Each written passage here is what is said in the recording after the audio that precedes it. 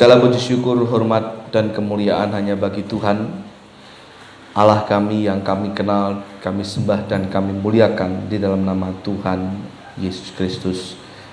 Bersyukur kepada Tuhan karena pagi ini kami dapat kembali datang ke hadirat Tuhan. Kami dapat kembali datang dan menerima berkat kebenaran sabda firman Tuhan. Dan kami percaya bahwa segala sesuatu sudah Tuhan atur sedemikian rupa.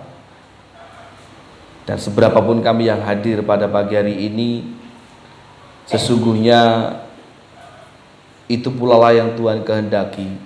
Oleh karena kami percaya bahwa Tuhan sedang punya urusan kepada kami pribadi lepas pribadi. Lewat firman Tuhan yang sebentar kami akan pelajari ini, biarlah meneguhkan sekaligus menegur dan mengingatkan kepada kami untuk kami semakin hari semakin hidup berkenan di hadapan Tuhan. Sertai pimpin waktu kami selama beberapa menit ke depan. Fokuskan hati pikiran kami hanya kepada firman Tuhan, dan biarlah setiap kami yang mendengarkan menerima berkat-Nya dan pulang dengan tidak sia-sia, namun pulang dengan penuh membawa kuasa yang daripada Tuhan. Kuasai ruangan ini, kuasai sekitar kami, dan biarlah nama Tuhan yang dipermuliakan. Dan hamba-Mu yang jauh dari sempurna ini menyerahkan diri di hadapan Tuhan. Dan biar Tuhan yang menyertai, memberi hikmat dalam setiap perkataan, dalam apa yang ada di hati dan pikiran hamba-Mu, sehingga apapun yang tersampaikan semua berasal dari Tuhan dan kembali menjadi kemuliaan bagi nama Tuhan. Terima kasih Tuhan, terima kasih Yesus, dan dalam nama-Mu kami berdoa dan mengucap syukur. Amin. Shalom. Selamat pagi. Sehat? Saya masih perlu khotbah dak? Lah wis didisi karo lagi tapi koyo ngono kan aku dadi minder ya. Bangga, senang rasanya. Dalam khotbah minggu lalu kita belajar tentang apa yang dapat merusak ketenangan hidup seseorang. Karena pada dasarnya setiap orang pasti ingin hidup tenang.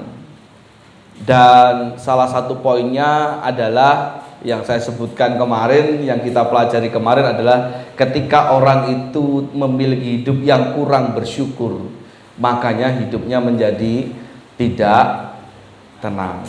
Nah, pagi ini seperti janji saya minggu lalu, kita akan belajar tentang bagaimana cara kita supaya kita dapat lebih memperbanyak rasa syukur kepada Tuhan. Karena begini, yang namanya hidup itu pasti akan selalu ada tantangan, akan selalu ada cobaan, akan selalu ada ujian. Kadang satu datang belum selesai, muncul yang satunya. Yang satu dan dua selesai, muncul yang ketiga, keempat, dan kelima. Begitu seterusnya. Hidup akan selalu penuh ujian. Hidup akan selalu penuh tantangan. Karena kalau kata orang, kalau penuh saweran itu namanya dangdutan. Gitu. Tapi yang namanya hidup itu pasti akan ada ujian. Siapapun orangnya, tidak peduli apapun yang menjadi latar belakangnya, baik latar belakang pendidikan, latar belakang sosial, latar belakang ekonomi. Dipikir kalau orang sudah menjadi kaya gitu, kadang banyak orang berpikir, aku pengen urip sugih, urip enak, urip mapan, ben aku itu penuh rasa syukur, ben aku ora duwe masalah. Salah.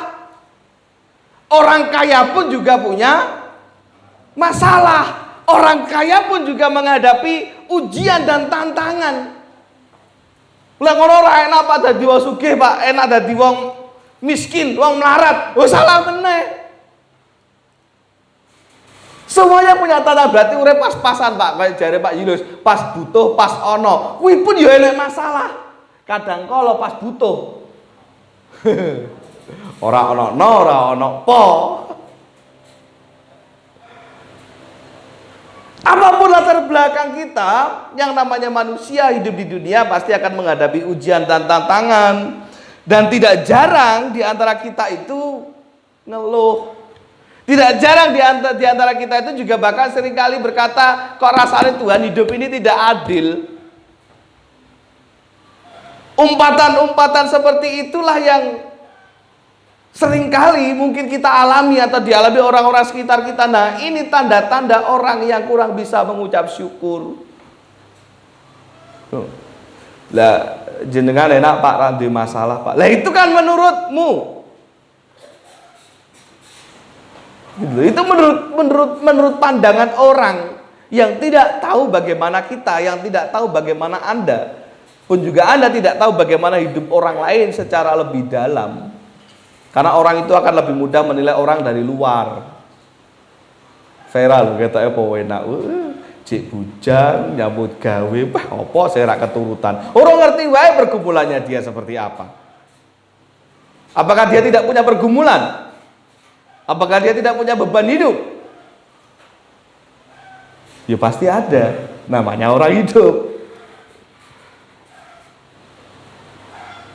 Gitu. Wah enak Pak Bayu saiki nek di dhewe ora ada sing gandoli sarunge. Lah itu kan menurutmu. Kan jenengan nggak tahu tiap malam Pak Bayu nangis nek pojokan kamar mandi. Umpamane gitu. Tapi siapa yang tahu? Orang hanya melihat luarnya. Lah ketemu Pak Bayu guyu ribet sowenek men, enggak tahu saja kita apa yang terjadi di balik senyumannya. Tapi yang pasti setiap orang pasti punya masalah. Kalau tidak berhati-hati, kita akan terjatuh ke dalam umpatan-umpatan yang bahkan mempertanyakan letak keadilan Tuhan. Saya pernah menjawab ini kepada seorang yang berkata bahwa urip kok ora adil. Saya cuma berkata singkat, selama kamu hidup di dunia, kamu tidak akan merasakan yang namanya keadilan. Keadilan itu hanya ada bersama Tuhan neng kono. Selama kita di dunia dan masih hidup, ketidakadilan itu pasti akan selalu ada dan kita alami. Nah, berbicara tentang hidup yang tenang tidak bisa dilepaskan dari bagaimana cara kita mensyukuri hidup. Nah, bagaimana caranya? Sedangkan 1 Tesalonika pasal 5 ayat yang 18 menegaskan, mengucap syukurlah dalam segala hal. Pak kok penak men yo Alkitab ngomong, kon mengucap syukur di dalam segala hal, sebab itulah yang dikehendaki Allah di dalam Kristus Yesus bagi kamu. Kok gampang men ngomong mengucap syukur dalam segala hal? Kok penak men lek ngomong gitu. Lha iki Alkitab ya sing ngomong. Yang ngomong Tuhan sendiri ya. Yang berfirman Tuhan sendiri ya. Ya pasti tidak akan semudah itu. Karena yang perlu digarisbawahi dalam hidup adalah bahwa hidup Kristen itu tidak semudah, tidak seenak, tidak segampang yang dipikirkan orang. Sekali lagi saya katakan ya, ini berkali-kali saya ulangi supaya kita selalu ingat. Yesus saja selalu pernah berkata, pernah berfirman begini. Ketika ada orang yang datang kepada dia, bagaimana sampai aku dapat mengikut engkau? Kalau kamu mau mengikut aku, kata Yesus, sangkal diri, pikul salib, dan itu tidak mudah. Ketika ada seorang muda yang berkata kepadanya, Tuhan aku pengen mengikut engkau, tapi engkau sih ya Tuhan, aku tak nguburnya bapakku dhisik. Lek kamu mau mengikut aku, tinggallah bapakmu, biar orang mati menguburkan orang mati. Piye? Ada lagi orang yang kaya, pengusaha sukses, datang kepada Yesus, Tuhan aku pengen mengikut engkau. Lek kowe pengen mengikut aku, jualah semua hartamu, bagikan ke orang-orang, kemudian ikut aku. Emang gampang mengikut Yesus? Tidak. Maka kalau ada orang yang berkata, Pak kok gampang pun Pak ngomong bersyukur dalam segala hal, urip rasanya kayak ini, memang tidak gampang, tetapi semua itu perlu diperjuangkan. Nah sekali lagi, piye carane? Semua itu bermula dari hati. Maka tengok dulu dalam hatimu. Yang pertama, Apakah hatimu masih menyimpan benci? Apakah hatimu masih menyimpan dendam? Apakah hatimu masih dikuasai kepahitan? Kalau iya, di poin pertama saya menulis, jangan pernah berhenti untuk mengampuni. 1 Tesalonika 5 ayat yang ke-15. Silahkan dibuka.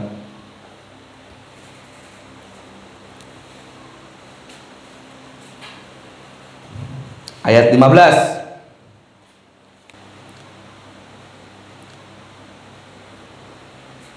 Perhatikanlah supaya jangan ada orang yang membalas jahat dengan apa? Jahat, tetapi usahakanlah senantiasa yang baik terhadap kamu masing-masing dan terhadap semua orang, supaya jangan ada yang membalas jahat dengan jahat, tetapi apa? Usahakanlah senantiasa baik.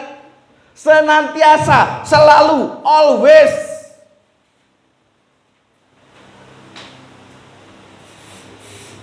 Mengapa saya katakan ini, bahwa sumber dari rasa syukur itu adalah ketika hatinya damai. Sumber hati damai itu salah satunya ketika hatinya dikuasai dengan kasih, yang bisa mengasihi orang lain senantiasa. Orang yang dikuasai kasih tidak akan pernah menyimpan dendam. Makanya perhatikan, orang yang hidupnya masih punya dendam, orang yang masih belum bisa mengampuni siapapun itu, tak jamin isinya mau ngeluh. Pasti. Coba koreksi. Pasti hidupnya hanya mengeluh. Memang tidak mudah mengampuni orang yang bersalah. Tetapi Yesus katakan, lek ditampar pipi kiri, berikan pipi kananmu, lek diminta apa? Jubahmu, berikanlah apa? Kebalik. Kalau diminta apa, Pak? Berikan jubahmu, saya diminta apa? Baju, celana, celana.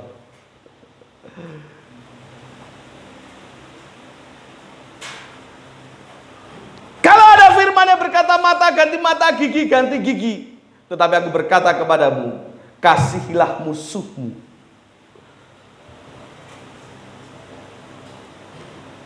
Kekristenan mengajarkan kepada kita untuk hidup di dalam kasih dan pengampunan, di mana rasa syukur itu akan timbul dari hidup yang dipenuhi kasih dan pengampunan. Dan masih ada banyak lagi ayat tentang keharusan bagi kita untuk mengampuni, sebagaimana Tuhan Yesus juga sudah mengampuni kita. Nah, ketidakmampuan untuk mengampuni ini hanya akan menjadi ganjalan di dalam hidup yang akan berujung pada kepahitan dan berbagai macam masalah, termasuk masalah-masalah kesehatan. Suatu ketika saya pernah bertemu dengan orang yang sakit, ya memang secara medis terdeteksi, bukan yang non medis ya, tetapi ketika ditelusur lebih jauh, ternyata karena hatinya masih menyimpan benci kepada seseorang, dan ini real. Ini fakta terjadi. Karena hatinya masih belum bisa mengampuni. Nah, lebih susah lagi, yang benci itu dibawa mati. Sampai kapan pula bakal tak sepurani. Bahkan ketika orang yang dibenci itu sudah meninggal dipanggil Tuhan, hatinya orang ini belum bisa mengampuni. Orang yang sudah meninggal itu kan lucu. Ya kan? Akhirnya hidupnya tidak damai siapa? Yang hidupnya tidak damai siapa? Ya saya tidak mengampuni, mau kan? Ya, ya kalau kita yang belum bisa mengampuni, ya kita sendiri. Tidak ada orang yang bisa bersyukur selama hatinya masih dikuasai kebencian dan bahkan dendam. Nah, maka langkah yang harus kita ambil adalah koreksi di dalam hati kita, di dalam hati diri kita. Apakah ada sakit hati atau kepahitan yang masih tersisa? Nah, jika Anda merasa sudah bersih, hatimu sudah bersih dari sakit hati, benci, dendam, ya pasti akan jauh lebih mudah untuk Anda mengucap syukur di dalam segala hal. Maka kata firman Tuhan tadi ya dalam 1 Tesalonika 5 ayat 18, mengucap syukurlah dalam segala hal. Itu bisa terjadi kalau hati kita bersih. Tidak ada kebencian, tidak ada dendam, dan tidak menyimpan kepahitan. Itu akan jauh lebih mudah bersyukur. Yang kedua, mari kita buka dalam kitab Filipi pasal yang keempat.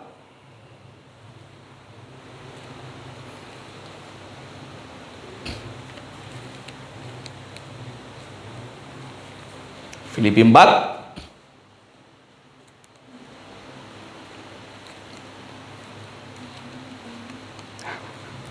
ayatnya yang ke-8. Tolong dibacakan yang sudah menemukan. Jadi akhirnya saudara-saudara, semua yang benar, semua yang mulia, semua yang adil, semua yang suci, semua yang manis, semua yang sedap didengar, semua yang disebut kebajikan dan patut dipuji, pikirkanlah semuanya. Terima kasih. Apa yang perlu dipikirkan? Semua yang benar, semua yang mulia, semua yang adil, semua yang suci, semua yang manis, semua yang sedap didengar. Sing ra enak dirungokne, ora usah dipikir. Semua yang disebut dengan kebajikan dan patut dipuji, pikirkanlah semuanya itu. Maka selain daripada ini, ora penting untuk dipikir nih. Karena yang kedua saya mencatat, kalau kita memikirkan pikiran-pikiran yang nggak penting, susah mengucap syukur. Lah sedengane cek mikirne omongane tanggane, susah mengucap syukur. Ya. Kalau sedengane masih mendengarkan berita-berita yang hoax, berita yang tidak benar, akan susah mengucap syukur. Lah senengane cek rumane sing elek-elek, senengane melu rasan-rasan. Kan ngrungokne sing elek ta rasan-rasan itu. Rasan-rasan, you know rasan-rasan? Anda tahu rasan-rasan? Rasan-rasan is golek botokan. Lek wong Kediri ngomong. Ngupeng golek botokan rasan-rasan. Selama kita masih memikirkan pikiran-pikiran segala sesuatu yang tidak penting di luar dari Filipi 4 ayat 8 ini, nyuwun sewu saya katakan, akan rada susah, bahkan sangat susah untuk mengucap syukur. Maka dari itu di luar itu semua tinggalkan saja, tetap jaga pikiran kita supaya bersih. Tadi hatinya bersih, ini pikirannya bersih. Hatinya bersih dari segala benci dan dendam, pikirannya bersih, terjaga, karena yang ada hanya semua yang benar, semua yang mulia, semua yang adil, semua yang suci, semua yang manis dan sedap didengar, semua yang disebut kebajikan dan patut dipuji, itu masuk ke dalam pikiran. Maka orang lebih jernih dalam berpikir, maka akan semakin mudah untuk mengucap syukur. Baik hati dan logika dan pikiran, perasaan dan logika keplok, maka meh dirasani ya luweh, itu meh disindir lewat status WhatsApp yo luweh. Karena apa? Ora penting, sing penting mung iki. Pikirkanlah semuanya itu. Jadi apa J? Yonje. Jadi jangan pernah mau dikuasai dengan pikiran, wah gek, wah ini bahaya. Wah gek, mesti ngomongnya aku. Nah, bahaya. Wah gek mesti. Nah, wah gek. Nah, apa gek ya apa? Terjemahan bahasa Indonesia ya ra iso loh. Jangan-jangan. Nah. Jangan mau dikuasai pikiran seperti itu. Jangan biasakan berprasangka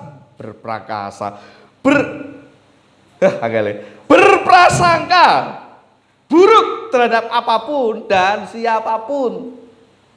Apapun yang terjadi dalam kehidupan kita, jangan pernah berprasangka buruk. Guluku abot men ya. Mesti aku tempelan setan ini. Cek kolesterol. Ora usah mikir aneh-aneh. Ya. Tangi turu kok tanganku kaku. Gegek ki Mbah buyutku ngirim macan. Cek kok asam urat. Minum allopurinol. Semua itu pikirkan saja yang baik. Ora usah mikir tekan dindi. Gitu ya. Hampir tiap malam di rumah itu, di pastori itu selalu gedubrakan, banter. Kadang lagi tidur sak siut bangun. Orang lek mikire elek, positif, jadi kurang bersyukur, mikire sopo ngirim aku santet ini. Tapi saya no. Karena saya tahu segedubrakan kucing lagi beruberan. Kadang ya pacaran. Lah ngeong-ngeong kucing loro ya sudah gitu. Sidik-sidik kok dihubungne karo sing negatif. Maka jadi orang penakut. Ya kan? Susah untuk mengucap syukur.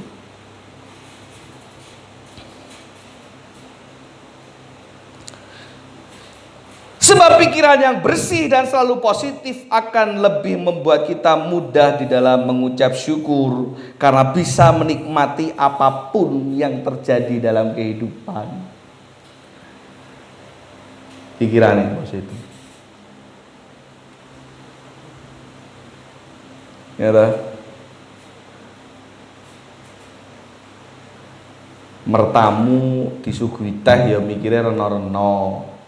Wong kok pelit men, ketok omahe gedhong suguhane mung teh ora legi pisan.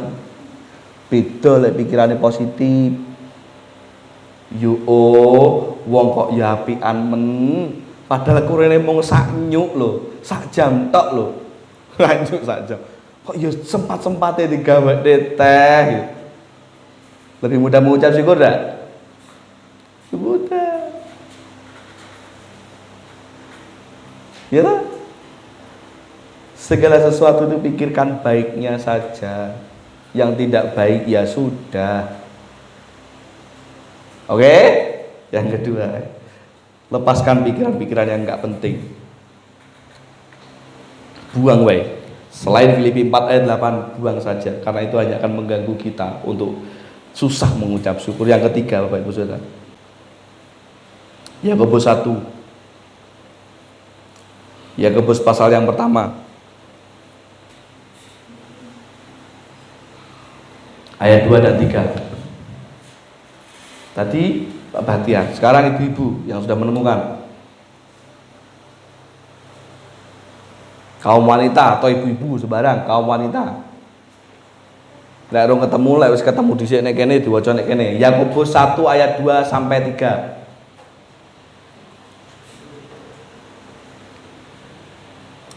Nah, no, di LCD ini baca, kaum wanita sebarang, sing bujang, sing ibu-ibu boleh. 1, 2, 3. Lu 1, 2, 3.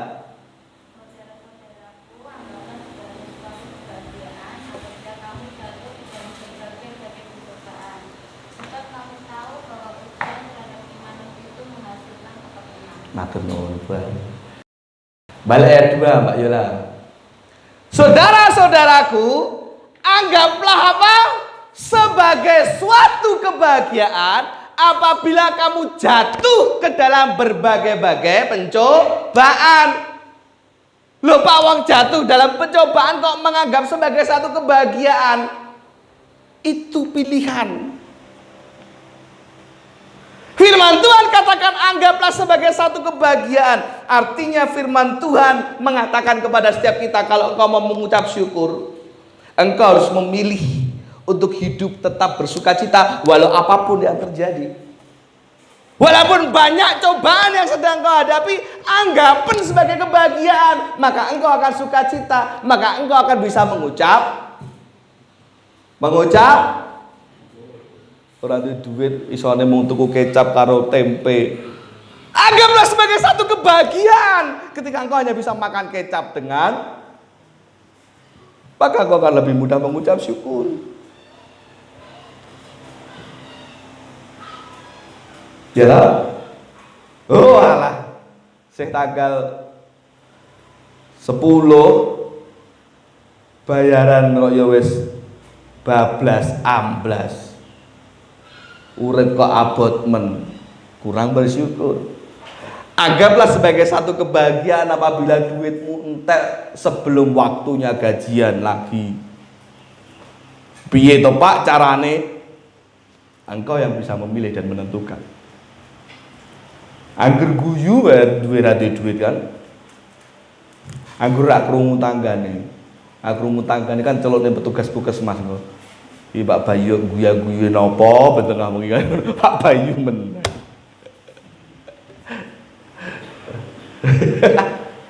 Bantu aku sayang, Pak.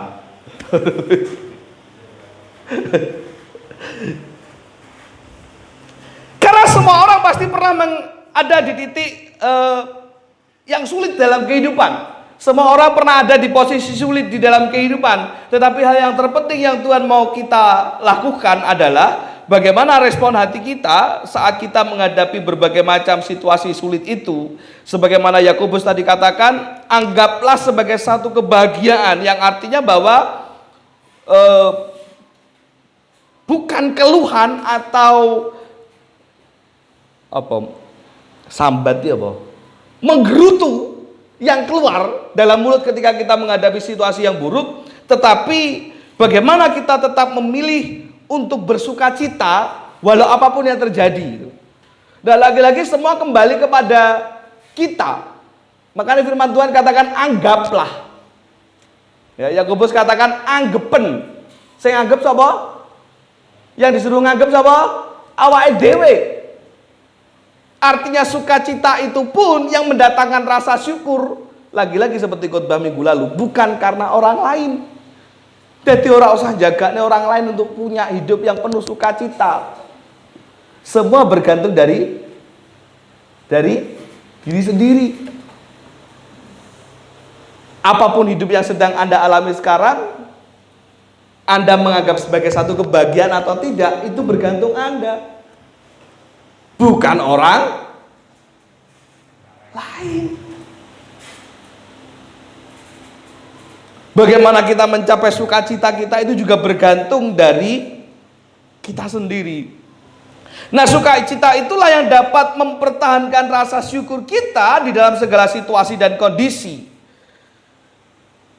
Bukan karena kita dapatkan dari orang lain, tetapi hati kita yang memilih untuk tetap bersukacita, dan semua bergantung kepada keputusan kita. Wong lek atine seneng ki luwih gampang apa luwih susah ngucap syukur? Lebih mudah. Nah, lagi untuk duit, untuk berkat, gampang tak mengucap syukur? Gampang, puji Tuhan. Jajal tiba. Jajal kesandung. Ayo. Minimal biungnya dijak-jak. Waduh biung. Minimal. Urung nggawa pincuk barang kuwi kan. Kok jarang pernah menemui ada orang yang kesandung, ketatap, puji Tuhan, enggak enak. Belum ada. Artinya apa? Hati yang sukacita berbeda tuh ketika jenengan dapat berkat, jenengan dikirimi lawuh, dikirimi sayur atau apapun berkat itu, bentuknya materi apapun itu. Gajine munda gitu. Lebih gampang tuh ngomong puji Tuhan. Tapi beda kalau atine susah. Nah, hati susah atau senang itu jenengan yang memilih. Mau milih seneng apa susah, itu terserah jenengan. Nah pada akhirnya mengucap syukur itu keputusannya ada di tangan Anda, bukan bergantung kepada orang lain.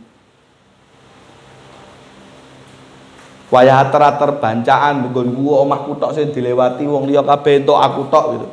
Anggaplah sebagai satu kebahagiaan walaupun ra entuk bancaan kan ngono. Tetap sukacita saja, kenapa gitu. Semua bergantung kepada diri kita sendiri. Yang keempat, yang ketiga, memilih untuk tetap bersukacita adalah jawaban bagi Anda yang mau memperbanyak mengucap syukur. Yang keempat, kalau nggak salah kemarin jam doa atau PA saya nyanyikan lagu ini. Wong kok ngene kok dibanding-bandingke, saing-saingke, ya mesti apa? Kalah kejare ngono. Kalau jenengan dibanding-bandingkan dengan orang lain suka enggak? Suka enggak? Enggak suka lah? Moh toh? Nesu toh?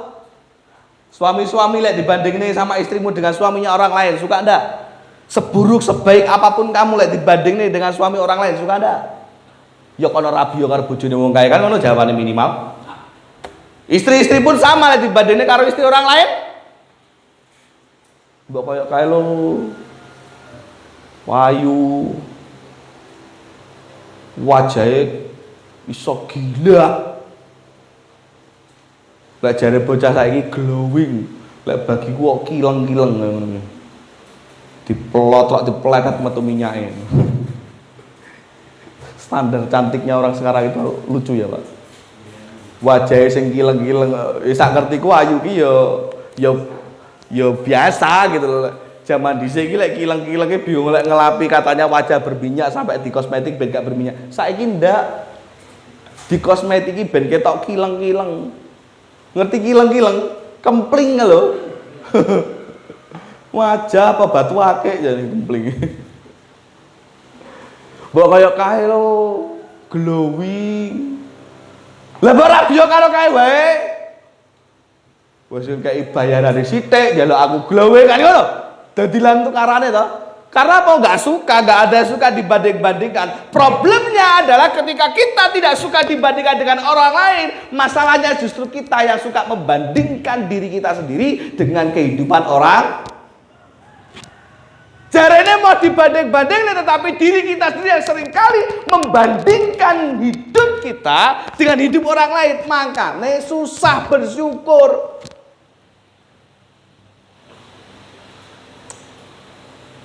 Enak jadi busri dia anak ya pintar. Aku lihat orang baptis jadi pendeta wedok sayang nek baptis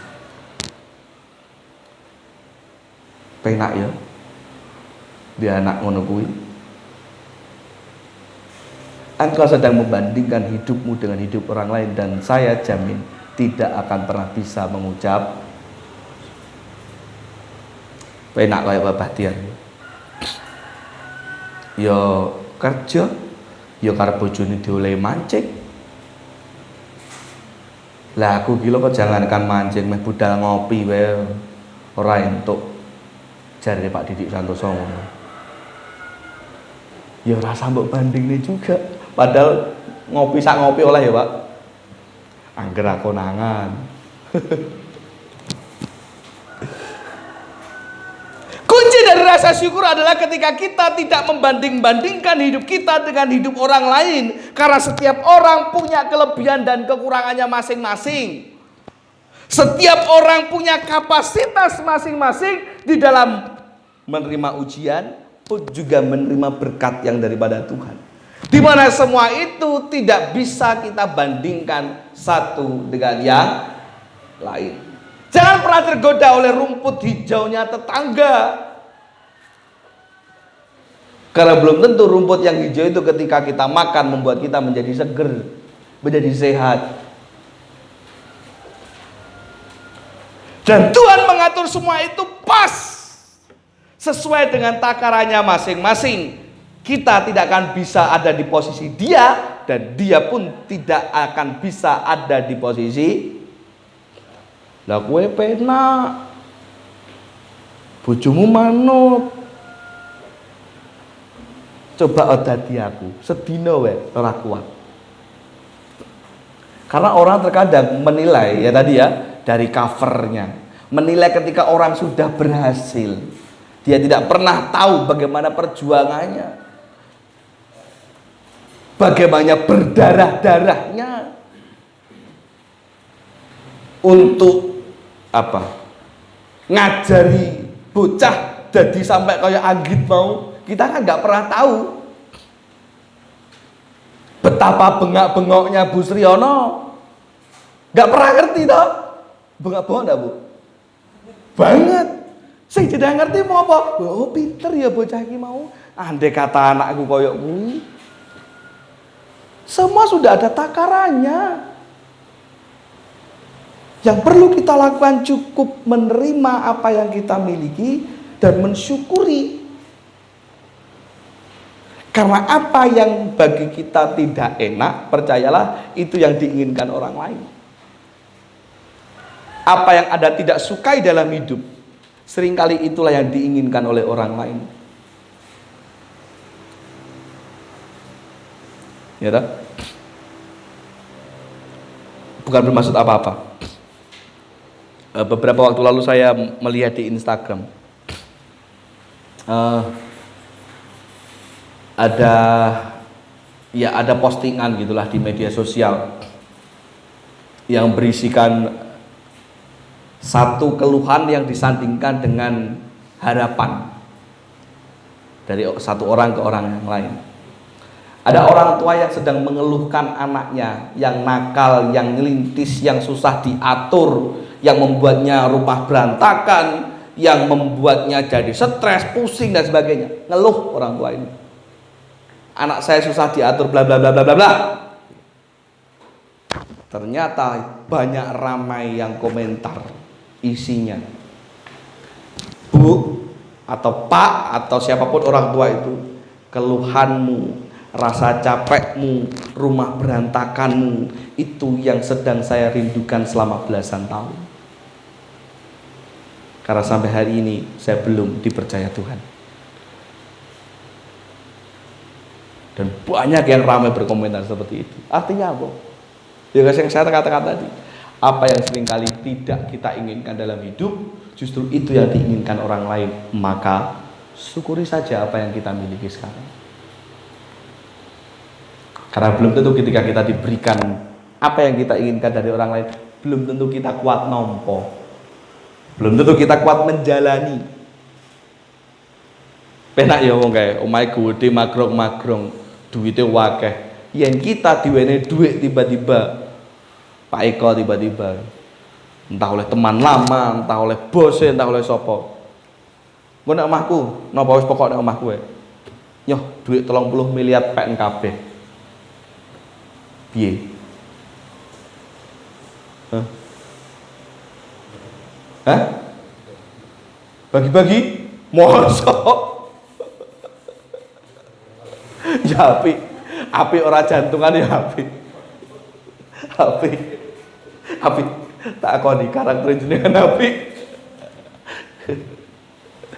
Salah juga ilustrasi aku menyebut mereka.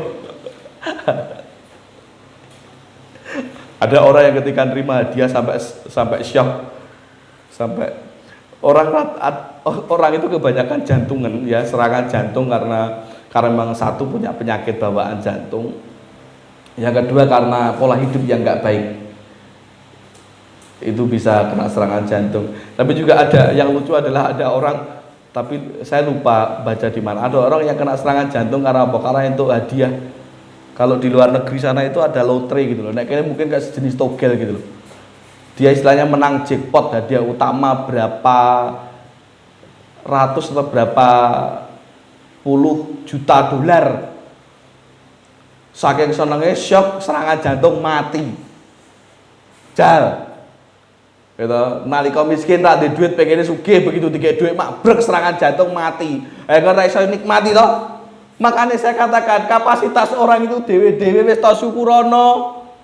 Yang saya kira duwe rong diparingi ya sudah bersyukur saja. Mungkin suatu saat akan ada waktu kita untuk dipercaya Tuhan, mungkin juga tidak. Ya apapun itu bersyukurlah. Gitu loh. Dan jangan pernah membandingkan hidup kita dengan orang lain jika engkau pun tidak mau dibanding-bandingkan dengan orang lain. Oke? Akhir kalimat, perbanyaklah mengucap syukur supaya hidupmu menjadi tenang. Jangan berhenti mengampuni, buang segala pikiran yang gak penting, memilih untuk tetap bersuka cita walau apapun yang terjadi, dan jangan suka membanding-bandingkan hidupmu dengan orang lain. Setiap orang punya kapasitasnya, setiap orang punya berkatnya masing-masing. Berkat itu, rezeki itu tidak akan mungkin tertukar. Kalaupun ada yang tertukar, itu cuma ada di sinetron. Putri yang tertukar, istri yang tertukar, anak yang tertukar, semua yang tertukar-tukar itu hanya ada di sinetron. Gitu. Terus gak usah kakek drama. Gitu. Rezeki tidak akan tertukar. Kalau hari ini belum dapat berkatnya, kalau hari ini gase rong payu, ya mungkin sesuk. Mungkin juga sesuk meneh. Semua sudah Tuhan atur sesuai dengan kapasitas kita, kemampuan kita untuk menerima baik ujian maupun berkat yang daripada Tuhan. Tuhan Yesus memberkati. Sekali lagi saya katakan, pesan saya, perbanyak mengucap syukur supaya hidupmu menjadi Tuhan Yesus memberkati. Kita akan berdoa. Dan hambamu sudah selesai berbicara Tuhan. Dengan segala keterbatasan ini menyerahkan semua ke dalam tangan kuasa Tuhan. Roh Kudus-Mu yang bekerja dalam hati, pikiran, dan hidup jemaat-Mu sekalian. Dan juga siapa saja yang mendengarkan firman Tuhan ini, jadikanlah mereka pribadi yang penuh dengan ucapan syukur walau apapun yang terjadi di dalam kehidupannya. Sebab setidak mampu-mampunya kami Tuhan, kami bersyukur dan selalu mengucap syukur punya Allah yang seperti Engkau. Dan kami akan selalu merindukan saat-saat yang indah ketika kami bertemu dengan Engkau, bertegur sapa walaupun hanya dalam doa, dan mengingat Engkau di dalam setiap hembusan nafas kehidupan kami. Mampukan kami, karena kami tahu ini tidak mudah, untuk tetap mengucap syukur di dalam segala hal. Tapi kami percaya dan menyerahkan diri penuh kepada Tuhan. Tuhan yang memampukan kami untuk tidak mengeluh, untuk tidak mudah sambat, tapi selalu mengucap syukur untuk apa yang kami terima dari Tuhan dan untuk apa yang sedang Tuhan percayakan untuk kami miliki saat ini. Terima kasih Tuhan. Dalam nama Tuhan Yesus kami berdoa dan mengucap syukur.